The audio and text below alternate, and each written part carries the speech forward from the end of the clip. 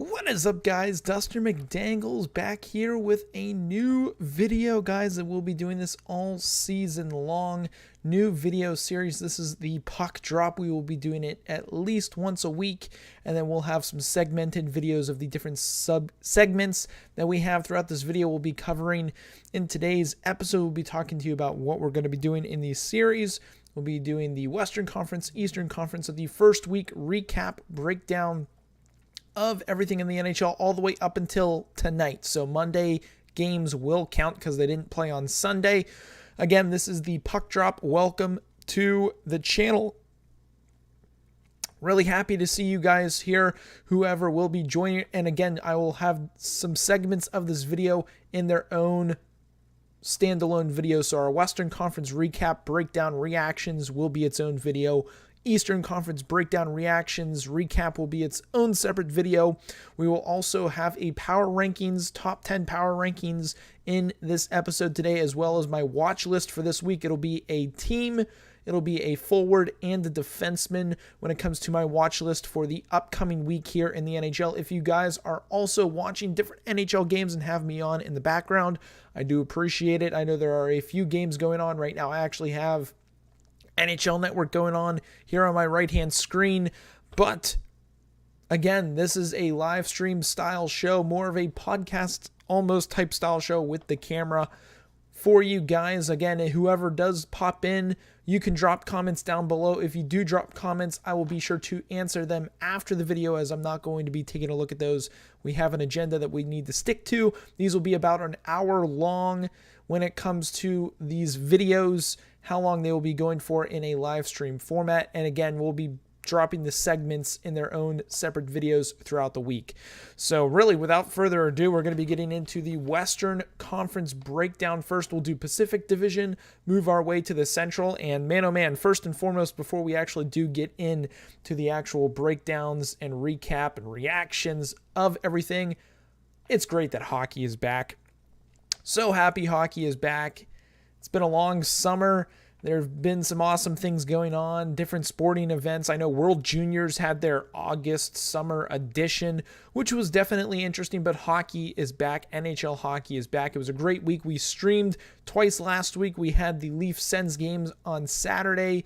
I believe it was Saturday now. It was Saturday now that I'm thinking about it. And then we did opening night Tampa Bay versus the New York Rangers. That was a crazy good game. Had a lot of fun with you guys on the live stream. Tons of fun, lots of comments, interaction. You guys dropped the likes like crazy. And first and foremost, I want to thank you guys so much for the love and support you have been showing the channel. You've gotten me to this point where we are able to now do live stream shows like this. Again, you might see my hand sort of looking down a little bit. I've got my little cheat sheet right here with all my notes and everything that I've taken down this week that I thought would be pertinent to bring up for my reactions and bringing up in the topic of conversation when it comes to teams and how they have been performing. Again, we're not going to be able to cover every single team. We're going to be covering what I know about what I've taken a look into, and not every single team. That would just end up being like a 2-hour long live stream video. So we've got it in an hour format for you guys. So before we do start into the Western Conference as well, be sure to hit that subscribe button. If you guys are new to the channel, hit that subscribe button. We will be doing this all season long here on the channel. Live streams, watch-alongs, breakdown videos, the segmented videos for you guys. We'll have the power rankings watch list, and there'll be some new segments here and there throughout the season as we get better at this, as we get going on this all together. But again, it starts with you guys. Thank you all so much. Subscribe if you're new. Hit the like button if you guys are enjoying the channel and enjoying where we are going. So, without further ado, we've got the Pacific Division to start off with. And man, oh man, Pacific Division, let's also pull it on the screen right now. I'll have the standings in the background, and we'll be getting into team stats, player stats as we also talk about it. But first and foremost, there are a couple teams right at the top of that division that have been playing pretty good. Again, it is still early sample size. Most teams have played about 2 to 3 games. Some have only played 1, like the St. Louis Blues. Some have played 4. So again, it is small sample sizes, but as of right now, Vegas and Calgary look very strong. Calgary beating the Edmonton Oilers the other night in the Battle of Alberta. Absolutely manhandling Campbell, which we'll get to in just a second. But man, Vegas, Calgary look very strong, very deep. Marchessault, Eichel, Kadri leading their teams. I mean, Eichel looks very good. Pietrangelo on the back end looking as good as ever, moving the puck around, playing solid zone defense. And then you've got Logan Thompson, who is, honestly, it is a surprise to me that he is doing this well. I know they've had the goaltending controversy going into this year of having Leonard out for the entire season and Logan Thompson being the guy who needs to actually step up and play big for them. And man, oh man, again, it is a small sample size, but Logan Thompson has started absolutely on fire. We'll pull this goaltender stats up later just because I have regular player stats and team stats up as of right now. As we look down the standings again, LA Kings, Seattle Kraken have played as well as I thought they would have, exceeding expectations at this point in time. I think the Kraken definitely are. Kings looking a little sluggish. They've had a couple of games where it's like, man, these Kings look very good. That first game that they had against the Vegas Golden Knights was a back and forth one that Vegas ended up winning in the dying seconds of that game. But man, the LA Kings, they're one night they're one team, another night they're another. So interesting. They are -2 on the goal differential. Home, they're not very good. Away, they are. So 2 losses at home, 2 wins away. It is a little Jekyll and Hyde type scenario there. The big team I do want to actually mention here, Edmonton, still trying to figure things out with their team that they have assembled. Obviously, a couple different faces on the back end when it comes to having lost Duncan Keith and some players having to step up that normally don't play in that type of role, such as Evan Bouchard.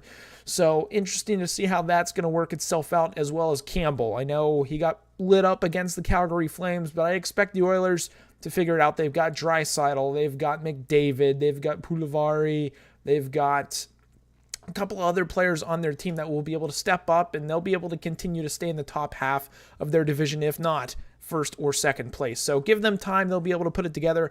But I was definitely interested to see the Battle of Alberta and how that went, because it didn't go as well as I thought it would for them. They had a late push and almost came back, but Calgary honestly owned that game from start to finish. And one thing of note that will be interesting as we go along with the Edmonton Oilers is their power play right now. And that's one thing that people always bring up during the year, is how well are they going to do. And as of right now, they're at a 50% clip. So they've scored half of the time they've gone on the power play. So I expect that to level out and eventually go to around about the 20s to 25. But as of now, 50% a clip. Again, it's small sample size. They've played 2 games. We'll continue to get that number a little lower, but I expect their power play to be red hot all year long. And if they ended up going on a little cold spell, that could cause trouble for the Oilers, as they rely heavily, I would say, on that power play when they're not 5-on-5 hockey and their top line not out there. And then at the bottom of the division, you've got the Ducks, Canucks, Sharks.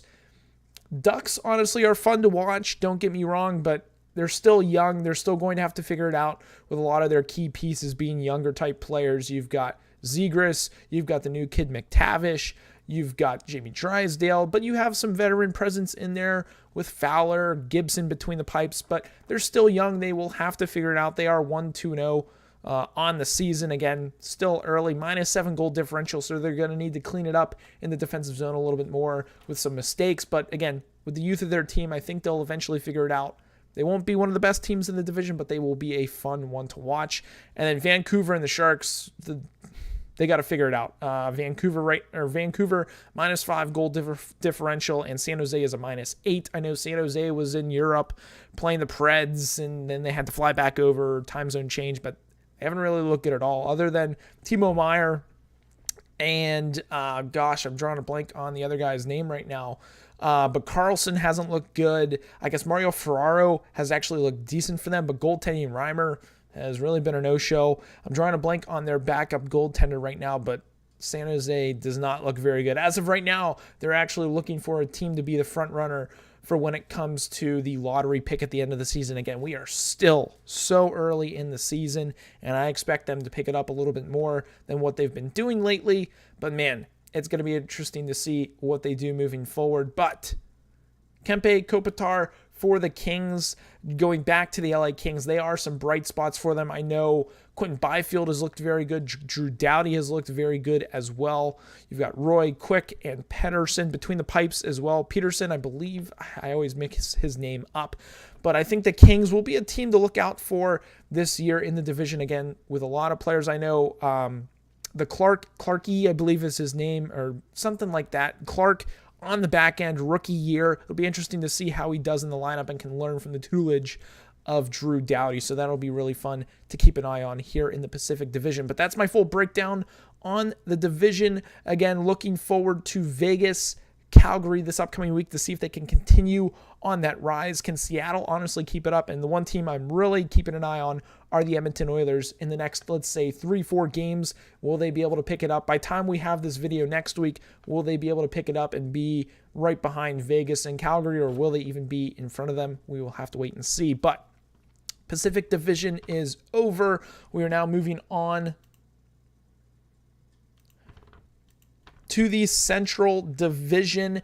And honestly, let's take a look at team stats here before we do move on. I did want to mention Kempe, 6 points right now, 4 goals, 2 assists. You also have Troy Terry, 3 goals, 3 assists. And then you've got Kopitar, who's got 1 goal, 5 assists. So those are just some highlights of some players and skaters, and you've even got Velarde down there who's got 3 goals, 2 assists. So they have got some guys that are up there in points. So look out for the Kings and look out for Troy Terry, as he looks like he is going to have another good season.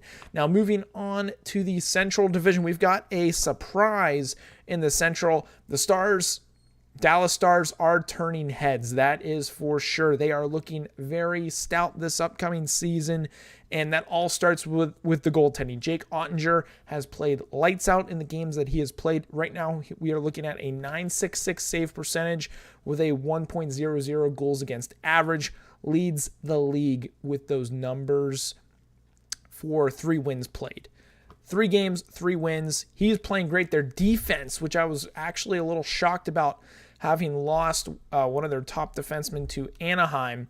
The name will come to me in just a second, but their defense is looking very, very good. Heiskanen leading the way with that. You've got Suter. They're looking very good. And offensively in their D zone, they are playing a very sound and structured system that allows them to then get some good counterattacks. I mean, their goal differential, they are +10. They've only let up 3 goals.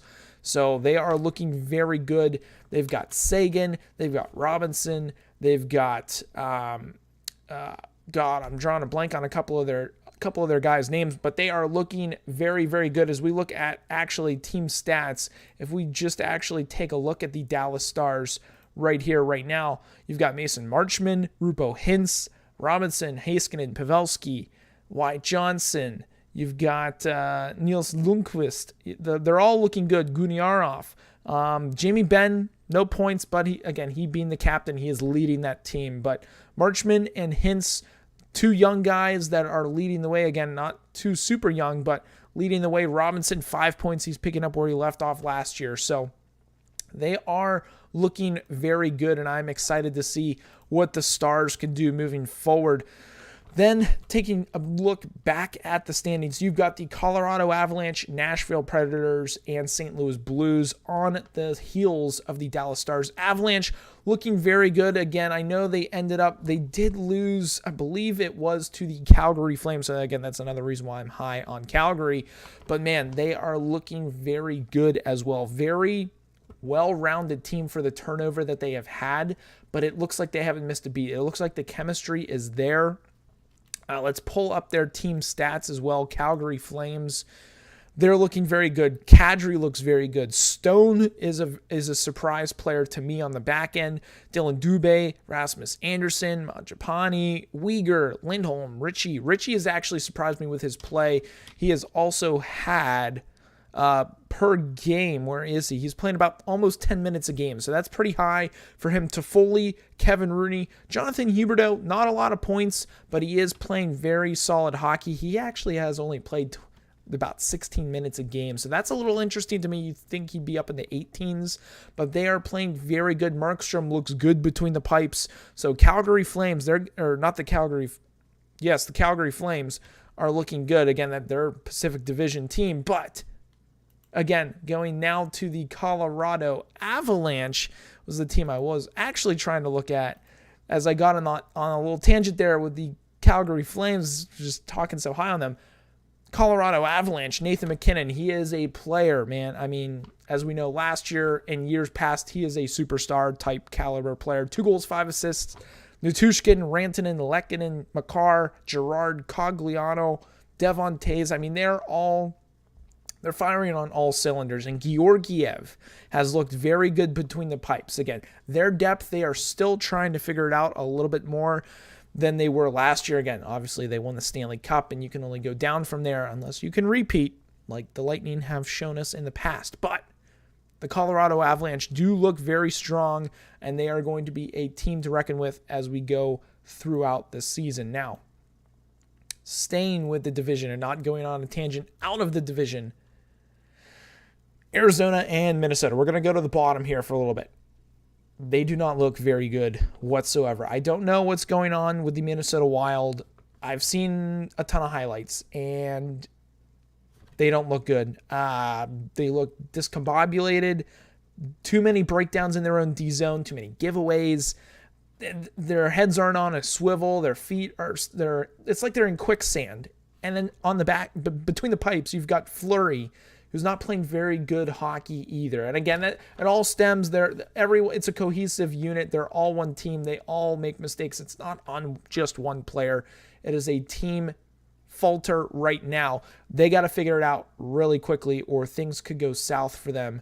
As we have them in the playoffs. So not only for our pick to make the playoffs, for their own sake, they need to figure it out. Again, I don't know what it is that it just isn't clicking for them, but they needed to turn it around. Their coach has got to get things going in the right direction. Kaprizov needs to start popping off. As we look at, let's see here, team stats, when we go down to the bottom here, Minnesota Wild, 27th here.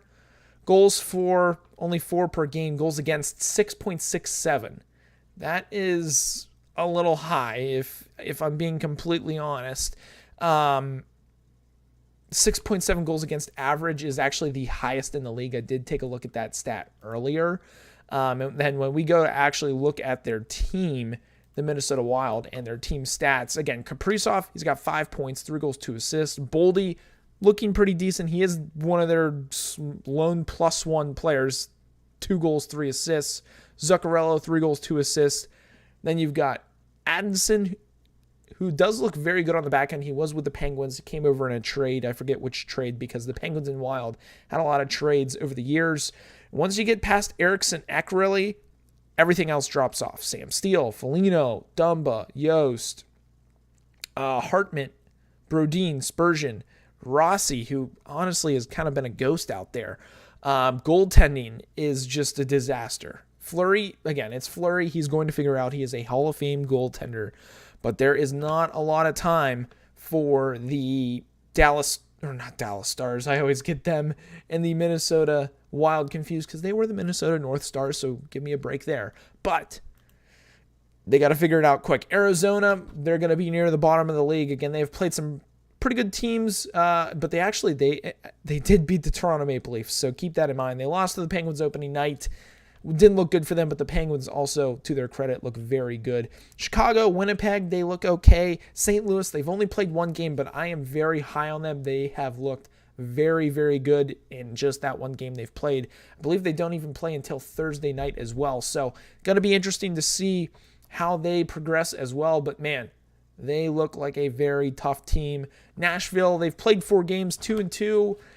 Again, they're hot and cold, the Jekyll and Hyde, but Niederreiter looks very good in a Nashville jersey. He is producing at an awesome clip. But that is my breakdown for the Central Division. Again, Stars, I would say overperforming, but the goaltender is really helping them out. Jake Ottinger playing great hockey. Avalanche, slow start, but again, that snowball is just going to roll down the hill, and they will continue to play great hockey with the roster that they have. And Minnesota, they've got to figure it out, or that snowball is going to keep rolling, but not in a good way. That would be very interesting if they find themselves in the bottom half of the division and not make the playoffs. I feel like that would be a very disappointing season as they are already going to be under heavy cap constraints when it comes to their cap hits with the Parise contract and the Suter contract for years to come. So they need to figure it out, make the playoffs now, because the next couple of years will be tough to assemble winning teams. But Western Conference is done and dusted. If you guys are actually watching live, thank you so much. Just checking that right now. And before we do actually get into the Eastern Conference, I do want to announce that the game in which we will be streaming this weekend, we will be doing a Saturday afternoon game, 1 p.m. puck drop. And I looked at a bunch of different games this week. A couple of them intrigued me. Avs and Golden Knights, I believe that is Friday night. I was very intrigued by that. The Battle of Florida is this week as well, with Tampa versus the Florida Panthers. But this weekend, I saw a game and I was like, man, we have got to watch this one. And now that I'm actually saying that, I'm drawing a blank on the actual game that it is. Funny how that works. But Saturday afternoon, we're going to be watching the Boston Bruins and the Minnesota Wild. I know you're like, man, you just drop bombs on the Wild that they suck. Yes, they are not looking very, very good. And the Boston Bruins, which we will talk about in just a moment, do look very good. I think it's a pivotal game for the Minnesota Wild, and that we have got to tune into that one. So it will be Minnesota at Boston, 1 p.m. Eastern time on this channel, live stream watch along. You guys can watch on your TV and have me streaming in the background if you guys want to have some chat here and there. But that's the game we are doing. Minnesota and Boston is the game, 1 p.m. Saturday. So tune into that. We will be having a ton of fun watching along together. Now, moving on to the Eastern Conference preview, Eastern Conference breakdown, reaction, recap. Very good week in the East. I would say a lot of teams, as you take a look here at the standings, just a glance at all of it, top teams are playing well, except a few that we will talk about here in just a moment. But the Atlantic Division is where we are going to start. Some things to note there. I would say Bruins, Leafs, and the Red Wings looking very, very good. Other than the other night, the Leafs did lose to the Arizona Coyotes, which was... Arizona was bound to finally beat a team, and it just so happened to be the Toronto Maple Leafs in Toronto. But other than that little blunder and losing the opening game of the season to the Montreal Canadiens, who, in fact, I would say look very, very tough to play against. They're not going to make the playoffs, so don't be like, hey, whoa, pump the brakes. Again, they're not going to make the playoffs, but they are going to be a tough young team to play against. Martin St. Louis has a very good team assembled there of young talent that he will be able to give them great advice, great stuff, as actually on the screen right now. Ottawa is up 1-0 against Boston. Giroux gets the goal, but those teams look pretty good. Again, Bruins, I think, are exceeding what people thought they would be doing with their injuries that they have to Marchand and to McAvoy not starting the season with them. They look great offensively, defensively, between the pipes with Swayman. Up front, Bergeron, Krejci, Pasternak, Taylor Hall. The list goes on and on of players that are actually stepping up big for them. They look very good. I give them more credit than I gave them at the start of the season, because I believe we actually have them out of the playoffs. So good for them. Other teams to note, Florida Panthers, they look interesting. I'm not too high on them, but man, oh man, Spencer Knight, if you guys did not see the highlight, another snipe by Ottawa. They're just showing kind of the highlights. I've got NHL on the fly right now, but they're up, I believe, 2-0 right now on the Bruins as we speak in an Atlantic Division battle. But Spencer Knight, save of the season. Cross-ice pass, backdoor cheese, one-timer play. He slides over, makes the save. I forget who they were actually playing where he made that save, but go check it out. Spencer Knight, hit the YouTube, check out the save. It is absolutely filthy of a save. Other than that, Lightning looking pretty sluggish. This could be the year that maybe the wheels fall off the Tampa Bay Lightning, but I will say their one bright spot right now is Steven Stamkos. He is producing at a very solid clip right now. Let me get back all of the team stats right now. Stamkos right here, where is it? 4 goals, 1 assist. He's had a couple power play goals, been absolutely ripping the puck, slap shot, wrist shot. The shot is still elite for Steven Stamkos, and he's going to be a reason why. And if they are able to make the playoffs this year, it's going to be on his back. But overall, I'm not too impressed with the Lightning this year. Again, I'd say their depth is not looking very good. Again, they've been losing pieces left and right over the past couple of years of having won the cup and players moving on due to contracts and not being able to be re-signed and or not being able to be paid by the Tampa Bay Lightning and going elsewhere. It's starting to show a little bit their age. They are an older lineup with not a lot of youth. Again, you might be like, well, you're totally wrong with that because you've got Foot's kid, Cale Foot, and that you're completely right there. They do have a couple young guys. Ross Colton is in there as well, but the majority of their guys are, I would say, are at least 28 and older and or 31 and older. So I would say that panic button for the Tampa Bay Lightning is not being pressed yet because it is still way too early in the season. But the panic button, I would say we're about to start hovering over that if in the next week we talk again and they are still down near the bottom of the division. We might start hovering over that a little bit closer to actually pressing that panic button, especially if injuries start to pile up, which hopefully they do not. We hope nobody ever gets injured, but it is bound to happen. It is a physical game, hockey is, and sometimes things happen. Ooh, big play there by Ottawa. Stopped there because, again, right now Ottawa's only played 2 games. They've lost 2, so they're at the bottom of the Atlantic. So watching this game right now with them in Boston, going to be interesting to see. Again, actually bringing that up, Sens are still trying to figure it out. New chemistry, new team, a lot of young guys in there with a couple older guys. I know Giroux coming over from Philly, then Florida, now back in Ottawa. He's from around the area. Kachuk has got to step up big. Got to find the goaltending. Stützle's got to start playing a little bit better, play a little bit more solid. DeBrincat still got to figure it out there, but I think the Senators, they will be able to figure it out that we have them in as our last playoff team. So I expect them to start to figure it out a little bit more. They are only -5 on the goal differential, but still, if you're in the minus, you got to figure it out in the D zone. Can't be having turnovers, can't be giving the puck away, losing your man, all that good stuff. I've seen it in a couple of highlights here and there where they're kind of looking around and not finding their man. But as of right now, watching this game right now against Boston, they're looking very, very good. So we will have to wait and see on them. Buffalo's looked pretty good. The Bruins, again, Bruins class of the Atlantic right now, even though they're down 2-0 to the Ottawa Senators. They have 5.3 goals per game, which is first in the NHL. The Detroit Red Wings, man, they are looking very good. Pep in their step. They've got that youth mixed in with a couple older guys. David Perron looking very solid as well. They are +5 goal differential, as you guys can see there on the screen right now. So look out for them. And again, Toronto, they've got to figure it out. Again, it's still early. They are only 2-2, but that Montreal game looked very suspect.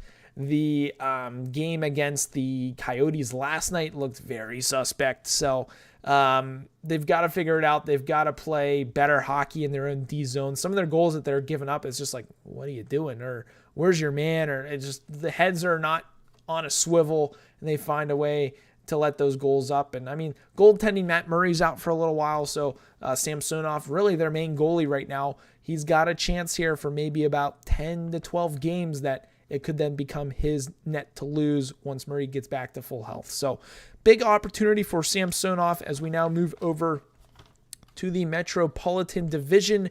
And whoever is indeed watching, Rick, thank you for watching. I'm just checking over right now. Thank you for the like and watching if you still are. And whoever does pop in, thank you so much for checking out the channel, checking out the video. I know there's some games going on right now tonight, but thank you so much. Again, I am popping in here and there to check on everything. Stream health is good, so we are looking good there. We're now moving on to the Metropolitan Division, which I think honestly has looked like one of the strongest divisions in the entire NHL, other than their bottom 2 teams. Now, you can see on the screen right now who those 2 teams are. You could even make the case for 3 bottom teams. But getting to everything, I would say the Pens, Flyers, Rangers, Canes. I'd even say Washington. I watched their game highlights from last night. Ovi finally having a big night, 4 points, 2 goals, 2 assists. It is a very top-heavy division like it was last year. Let's see here. Biggest question right now, out of those top 5 teams that you see on the board right now for the division, who's going to be the top one after the end of this upcoming week? Are the Flyers going to be able to continue their success, continue that good form of play? They're undefeated. They're 2 games in, 2 wins. They've looked very good. +4.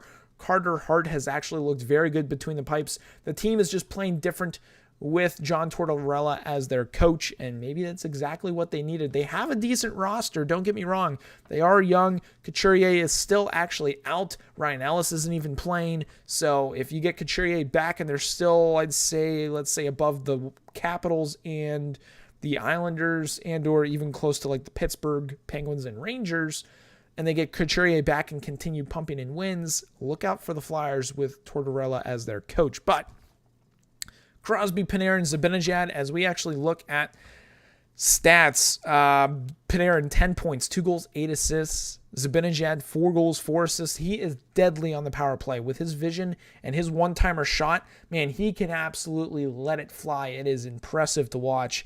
And then you've got Panarin actually feeding him the puck half the time. So pretty awesome there. And then you've got Crosby here, 2 goals, 4 assists for 6 points. He was technically star number 1 of week 1 of the NHL season. So good for him. And kind of scrolling down the list, Brian Rust is up there for 5 points. Ovi is there, 5 points as well. And then I'm trying to find some other Penguins. I know Malkin had a big night last night in their loss. He had 2 goals against the Canadiens. But overall, those guys are leading the way for their teams. They're really showing up, and that's why Penguins and Rangers are at the top, near the top, I should say, of their division. You've got awesome goaltending play. Tristan Jarry has played very well. Freddie Anderson has played well. Shesterkin, very well so far. Great stats throughout this season. And again, it is early, but very solid hockey coming out of those teams, and it's from their top dogs and top goaltenders between the pipes. Washington Capitals off to a little bit of a slower start than I would have imagined they would have. Again, injuries with Backstrom and Wilson do play a factor into that, so the weight of the team, I'd say, is more so on Ovechkin and Karlsson now more than ever to continue to do well until Backstrom and Wilson are back in the team. But last night was a good sign of things as they were able to pump in a lot of goals. Played great. Ovi, again, 4 points. Karlsson played great. They looked more of a cohesive team last night than they have so far early in this season. Pittsburgh has looked very good so far. They beat the Coyotes, which that isn't really saying much. They beat the Lightning, though, the same score, 6-1, which that's impressive. Again, Lightning are a little down, but still beating a Stanley Cup champion 2 out of the last 4 seasons. Very, very good. Rangers have looked good. They did get pumped the one night against the Winnipeg Jets, but the Rangers, they look very stout on defense. Trouba, Miller, Fox, they are looking very good. Even Lindgren looks good back there, and that's saying something. He's a very salt and pepper type player who's going to lay the lumber when he needs to. Up front, Lafreniere has actually looked very good for the Rangers.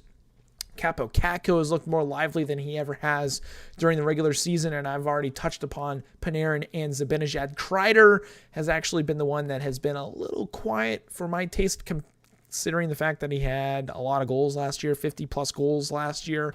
So he might need to step it up a little bit more than what he has been doing. Hedl, a little quiet as well, but they've been very consistent offensively and defensively. Not a lot of turnovers, very sound defensive hockey, head on a swivel, looking for that open man when they don't have the puck. And when they do have the puck, they're looking to get open. They're making plays, cycling high, low, getting the puck to the net. They're finding ways to score a lot of goals, as you can see there. 17 goals for, only 12 against, +5 differential. So good for them. Pittsburgh, 14 goals, 7 against, +7 on the differential. And then Carolina, they've actually looked very, very good. Their top players, Svechnikov, Nishias, Aho. You've got on the backhand Slavin. You've got oh man, I'm drawing a blank on some other of their defenders, but then you've got Anderson, who's looked very good between the pipes, so maybe he's got a push for the Vezina this year. We will have to wait and see if that does indeed happen. I honestly think there's a good chance for it too, but who knows? We'll have to wait and see what happens with that. But teams at the top look very good, but then when the adverse effect, when you go to the bottom, the Devils, again, it's only been 2 games, but they do not look very good at all. Columbus Blue Jackets look even worse, and things get worse for them as Patrick Laine is actually going to be out for 3 to 4 weeks, are what they are reporting. They have no defense right now. Their goaltending looks like a non-factor, -9 on goal differential. They need to figure it out quick to be able to get some wins to try to stay in the hunt for a playoff spot, because 3 to 4 weeks without Laine, we're looking at maybe, 10 to 15 games possibly. If you only say, you only win 5 out of 12 games, you're looking near the bottom of your division, and they can't afford for that to happen. Again, a lot of young guys getting some calls up. Kent Johnson, he was sent down to start the year. Laine gets hurt. He then comes up. So maybe good to get some youth getting some playing time. Cole Sillinger in there as well. Johnny Hockey in there as well. Zach Werenski on the back end. But again, it just does not look like a very cohesive group right now. Boone Jenner needs to get the boys buzzing as their captain. They need to figure something out because it is not looking good at this point in time. So we'll have to wait and see what happens there. But it'll be interesting to see what does happen because, again, without Laine, you're arguably your best shooter on your team for 3 to 4 weeks. Things could get ugly real quick. But again, it's still early. We want to be positive. Let's say they could go on a 5-game winning streak and be back near the top of the division. So who knows? Things could change. I could be completely wrong. And I mean, that is what it is. Let's see here. Boston, Philly. Okay. Let's see now. Taking a look at my little cheat sheet here. Oh, that's where we are going next, guys. So up next, we've got the power rankings. I've got the little handy dandy power rankings list here that I've gone ahead and created. I apologize for the ads and everything right now. And again, power rankings this early could be a little laughable, but we got to do it. We're going to do it every week. Every week we are going to have a power rankings for the week where I think teams are. Again, no matter how many games they've played or won or lost, I'm going to base it upon how I think they look and what they can do. And meanwhile, while this is going on, Anaheim is up 2-0 against the New Jersey Devils. So not looking very good for the Devils team that we briefly talked about. Not looking very good. But power rankings, top 10. Number 1 on my list, if I can find them here. There's a bunch of teams and there are a lot of duplicates. I did not actually make this board, so I got to find them. We've got the St. Louis Blues. Again, you might be like, the Blues? How or why the Blues? Again, they've only played 1 game, but they have looked very good. Front end, O'Reilly looks good. Kyrou looks good. They've got a lot of good players on the back end. Krug, you've got Falk. They all look great. Bennington looking very good between the pipes. So really intrigued about the Blues. Again, it's only been 1 game, but they look very deep. Colton Parayko, very shut down defenseman. Big fight on the ice right now between the Canucks and Blue Jackets. Canucks are up 2-0. Blue Jackets got to get something going in that game. But the Blues, very solid team. I look for them to win their next couple of games. Maybe go, let's say, since they have 1 win, they'll be, let's say, 4-2, 5-2 by time. Probably 4-2 by time we catch in next time on the Blues, and they could end up moving up this list depending on what other teams are doing on it. Next up on my top 10 list, we've got the Detroit Red Wings, man. They are young. They are hungry. They look good. Husso has looked amazing between the pipes. Nedeljkovic has looked good.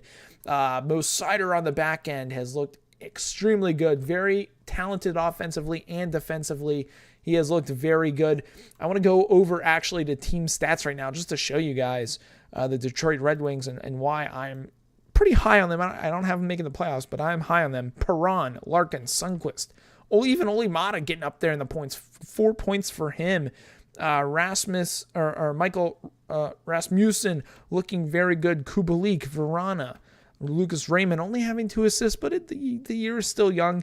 Andrew Kopp, I think, is one who's got to pick it up a little bit more over the next 3 games. I expect him to get some more goals. Sider, again, no points, but he's looked very, very good on the back end.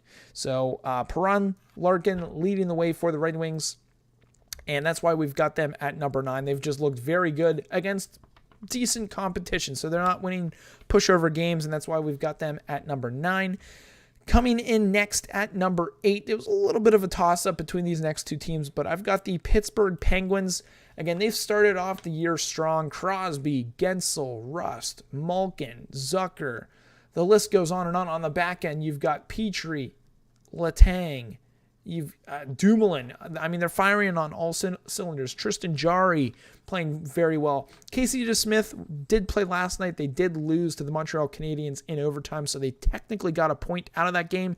They were up 2-0. Malkin had a great game, 2 goals in the second period for himself, and they couldn't hold on, and that's typically what they do in Montreal. So unfortunate for them. Apologize for the dog barking in the background if you guys can hear that. I believe someone is home, but we've got the Penguins at number 8. They were a little bit higher on my list before they played last night, but then they played and then they lost to the Montreal Canadiens. So tough for them there, but we've got them at number 8.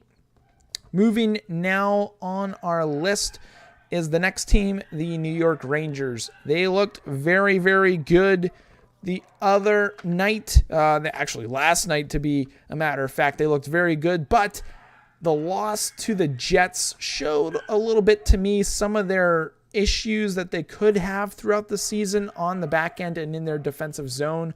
But other than that, they are a very, very talented offensive team that could cause a lot of problems for a lot of teams this upcoming season. Plus, you've got Shesterkin between the pipes, Halak, a competent backup, but it will be interesting the games he does play if they will be able to win the majority of those while he is between the pipes. So we've got the Rangers at number 7.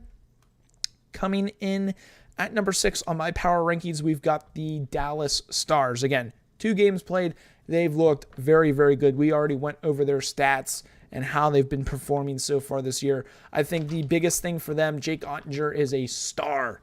Pun intended. He is a superstar between the pipes right now. Second year in the league. He's got to step up even more. So it'll be interesting to see his progression, how things go, and where the Stars go. Because, again, you've got some offensive talent right now. And you've got some older players. Again, Jamie Benn hasn't really done much this year. But Tyler Seguin, again, Robinson, you've got Rupo Hintz. You've got a bunch of other guys. You've got Heiskanen on the back end. So Stars looking very good. We'll be interested to see this time next week if they will be still in our top 10 or even higher. But, man, they are going to be a tough team to play against. So we've got them at number 6. Coming in at number 5, a team we were just talking about a little bit ago, the Boston Bruins. Offensively looking very good. Krejci, Pasternak, Bergeron. You've got DeBrusk, Taylor Hall on the back end. You've got guys just stepping up, playing great hockey, Swayman between the pipes. Again, honestly, the Bruins have kind of shocked me. They're at the top of the division right now. They are technically down 2-0 tonight, but that has nothing to do with their first week impact and what they've done so far. So we've got them at number 5.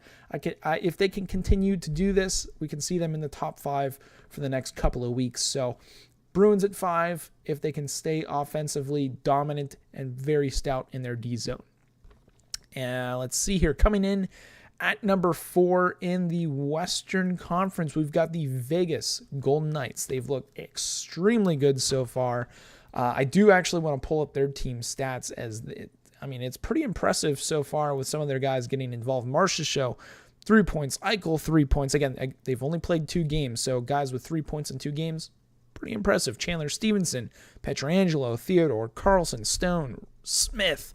They're playing great. Plus the not resurgence, but the coming out party for Logan Thompson between the pipes has been absolutely on fire. So, man, oh man, Golden Knights are at 4 for us. They could be even higher, but as of right now, they are in the Pacific.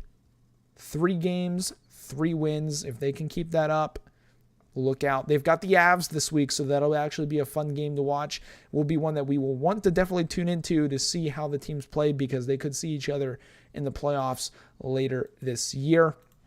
So that's why we've got the Golden Knights at number 4. Moving on to number 3 in the Eastern Conference, the Carolina Hurricanes. They have played some great hockey so far this year. Again, still early. Things could change. Injuries could happen. But the Carolina Hurricanes 3-0 so far in the always so difficult Metropolitan Division. Again, you've got some top guys playing some top minutes, playing some very solid hockey right now. Just pulling up the team stats. Svechnikov, 5 points. Nisha's 5 points. Aho, 4 points. Jarvis, 2. Martinook actually has 2. Brady Shea looks like he's stepping up and taking more of an offensive role now that, what's his face, who went to the Flyers, drawing a blank on his name. Tony DeAngelo has left, so he's stepping up. You've got Kakanyemi, Brett Pesce, Derek Stepan, Paul Stastny. Again, they look very good in the defensive zone, and that is easily explainable due to the fact Rob Brindamore, absolutely bringing them together as a team. They are always going to be a solid regular season team with him playing great hockey. Plus, they've got the goaltender between the pipes with Freddie Anderson playing great hockey. So that's why we've got the Carolina Hurricanes at number 3. Coming in at number 2, I know that they did lose to the Calgary Flames, but the Colorado Avalanche still look elite. Look out for them. They are a very solid team. Not one to be messing around with. Currently, they sit in the league technically 9th on the NHL standing stats. But man, they look good. Almost 5 goals a game, only about 3 goals against per game. They look very good again with McKinnon. Let's just pull up their stats to do them justice, because I don't want to be guessing at their stats right now. McKinnon 7 points, Natushkin 6 points, Rantanen 6, Lehkonen 4, Cale Makar 4. It starts to tailor off there, but they've got multiple guys with 2 points, multiple guys with 1 point, and then they've got Georgiev in between the pipes, who is playing unbelievable hockey. I'm sure the only people who would have thought that would have been possible are diehard Avs fans and Rangers fans who saw him play very solid hockey over the past couple seasons as the 1B goaltender for the New York Rangers behind Shesterkin. So look out for the Avs. They've got some big games coming up. I know I did mention literally 3 minutes ago that they are playing the Vegas Golden Knights next. So that'll be an interesting one to see what they can do moving forward. Later this week, let's say they come out and they win 3 games. We might be seeing them as the number 1 team in the power rankings. But our number 1 team in the power rankings, who actually did beat the Colorado Avalanche this week, are the Calgary Flames. They look absolutely unbelievable with the additions that they have made, the players that they have brought in. Again, I know I talked about their stats earlier, and I know I kind of got on a little bit of a tangent with them while we were actually covering the Central Division. But the Calgary Flames, man, not a whole lot of points, but the points are spread out well. Very solid defensively. A lot of stats that don't show up on the stat sheet. The eye test, defensive zone toughness, positioning. You've got their systems. They look very stout. Again, that's Sutter's team. He knows how to coach them up, and they've played absolutely amazing. Kadri looks like he's at home in Calgary. Anderson looks great on the back end. You've got Michael Stone, who's been actually playing very well for them. Mackenzie Weegar looks like he's getting a little bit more comfortable. I know he's had some preseason time with them, but he looks good. Richie actually looks good on the ice, and that's hard to say considering the fact that with Boston, I'd say the last time he looked good was with the Boston Bruins the first year with them. And then he had some stops in Arizona and Toronto where he didn't really look at home. But I think he might have found a team that appreciates his type of game more with the Calgary Flames. And I think Jonathan Huberdeau, he'll need to step it up a little bit more. But, I mean, the Calgary Flames are a tough team. Markstrom between the pipes playing great hockey. But that right there is our first top 10 power rankings of the season. Calgary, Avs, Canes, Golden Knights, Bruins, Stars, Rangers, Penguins, Red Wings, and St. Louis Blues. Looks like, actually, as we're talking right now, Ottawa is now up 3-0. There could even be more on the Boston Bruins. We've got NHL on the fly on in the background right now, but that is the top 10 for the power rankings. It could change this week. Teams could slide out. Teams could slide in to the power rankings. Teams could move up. We'll have to wait and see when it comes to next week and where teams stand then.